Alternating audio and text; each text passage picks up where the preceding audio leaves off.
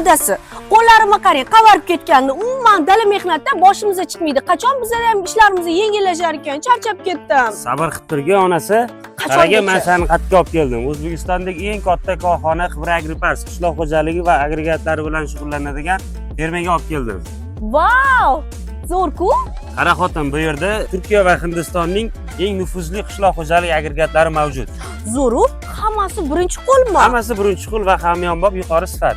Bu yoqda nafaqat qishloq xo'jaligi agregatlari, balki ularga kerak bo'ladigan barcha ehtiyot qismlar ham mavjud ekan. Zo'ru. Voy, bu yerda ekinlar uchun ozuqalar ham bor ekanda.